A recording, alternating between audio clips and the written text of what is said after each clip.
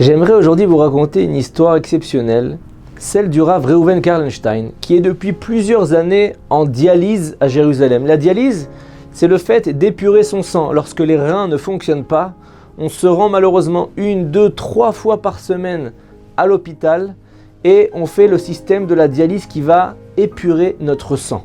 Le Rav Karlenstein a une famille nombreuse.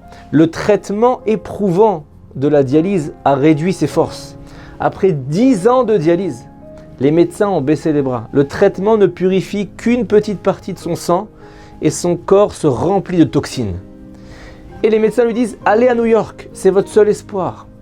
Rav Reuven quitte sa femme, ses nombreux enfants, sa communauté bien-aimée et sa source de revenus, son argent, pour se rendre à New York sans savoir s'il pourra un jour retourner chez lui. Il fait là-bas la rencontre de Leib Stern, dont il se lie d'amitié et passe les Shabbats et le peu de temps de libre qu'il a entre ses nombreuses dialyses. Au fil des semaines, ses traitements de dialyse augmentent.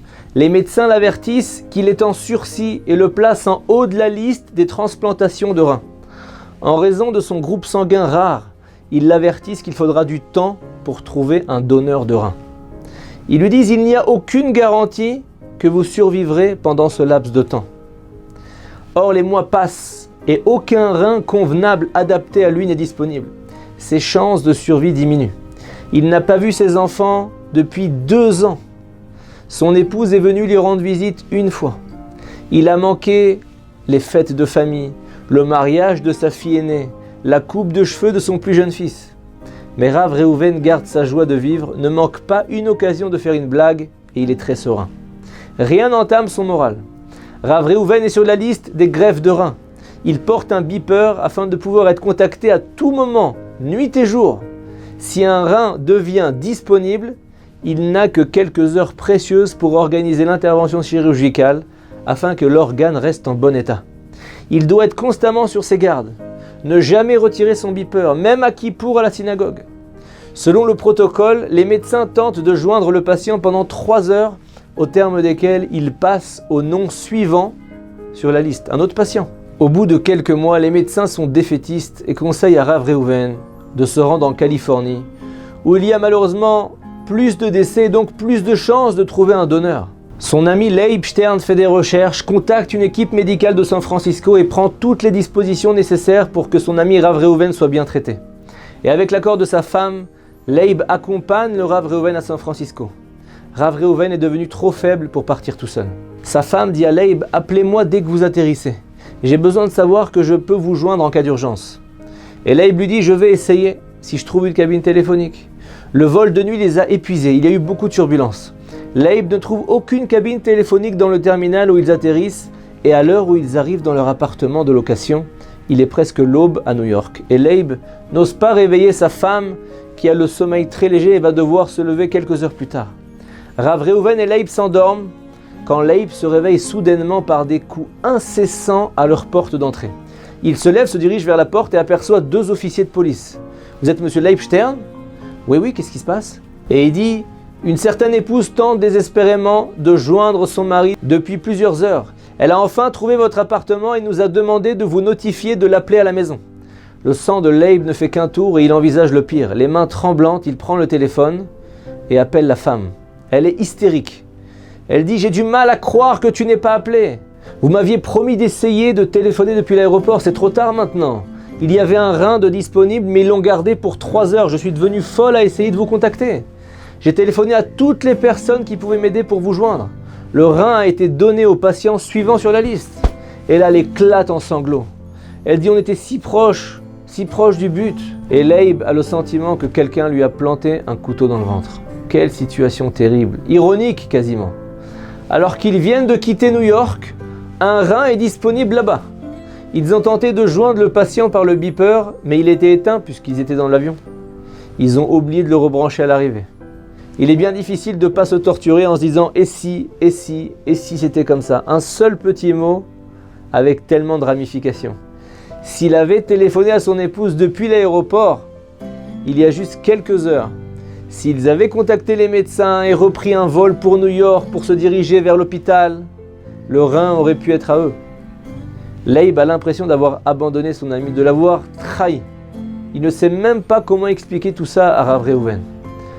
Il tente de lui expliquer, se confond en excuses et tout d'un coup Rav Reuven en pyjama se met à chanter.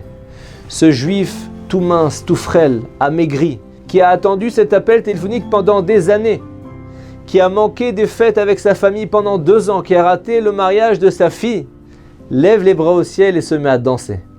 Il demande à Leib de se joindre à lui, mais Leib est pétrifié de regret. Rav Reuven chante, danse dans la joie, même dans les moments les plus décevants de la vie. Pauvre homme, certainement qu'il a perdu l'esprit, se dit son ami Leib. Il vient peut-être de perdre sa dernière chance d'obtenir un rein pour vivre une vie normale. Et il lui dit, Rav Reuven, pourquoi cette danse? Vous devriez pleurer, implorer, mais pas danser. Et Leib lui dit, mais tu ne comprends pas, tu ne vois pas. Comment ça, je vois pas? Je vois uniquement une occasion manquée, lui dit son ami. C'est parce que tu n'as pas adopté une perspective juste des choses, lui répond Rav Reuven. Assieds-toi, écoute, pas seulement avec les oreilles, écoute avec ton cœur. Il doit y avoir une raison pour laquelle, après avoir attendu 2 ans et 9 mois, chaque jour étant un enfer, et avoir pris la décision de voyager à l'autre bout du pays maintenant, un rein devient disponible exactement au moment où je suis injoignable. On appelle ça, chez nous les juifs, la hashgacha pratit, la providence divine. Il est évident que ce rein ne m'était pas destiné, parce que s'il m'était destiné, je l'aurais reçu. Soit mon vol aurait pris du retard, et j'aurais reçu un coup de fil, soit nous aurions manqué l'avion et j'aurais reçu un coup de fil. Rav Reuven poursuit et dit, Arbe shluchim lamakom, Dieu a de nombreux envoyés pour réaliser ses missions. Il faut ressentir et intérioriser cette idée. Le maître du monde a beaucoup de moyens de me faire parvenir un rein qui me sera destiné pour me donner la vie. Retiens bien ça. Et Rav Reuven est resté à San Francisco encore pendant 3 mois interminables, donc chaque jour étant lui-même un enfer. Il y avait des hauts, il y avait des bas, mais il n'a pas baissé les bras. 3 mois plus tard, tôt le matin, le beeper de Rav Reuven sonne. Nous avons un rein pour vous, lui annonce le médecin de San Francisco. Dépêchez-vous de venir à l'hôpital pour que nous puissions vous faire entrer rapidement en salle d'opération. 7 heures plus tard, l'opération est terminée avec succès. 2 semaines plus tard, il est de retour en Israël enfin, où il récupère lentement. Pendant de longues années, il organise un repas de remerciement à Dieu, non pas le jour de l'opération, mais le jour où le rein de New York a été donné à un patient autre sur la liste. Le premier rein disponible de New York s'est en fait avéré défectueux. Si Rav Reuven, l'avait récupéré, il serait peut-être malheureusement aujourd'hui plus parmi nous. Rav Reuven avait finalement raison.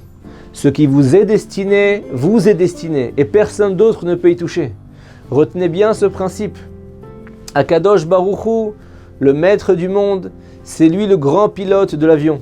Il sait exactement où il nous mène. Shabbat Shalom. Une question de halakha, besoin d'un conseil personnel? Avec le service Question au Rav, les rabbinim de Torah Box sont à votre disposition 24 heures sur 24, 6 jours sur 7, pour vous répondre et vous aider sur tous les sujets. Shabbat, couple, cacheroute, conversion, loi de deuil. Question au Rav, c'est 13 000 questions reçues chaque année et répondues par écrit sur le site Torah Box et par téléphone, un appel reçu toutes les 4 minutes. Question au Rav, un service exceptionnel, gratuit pour vous.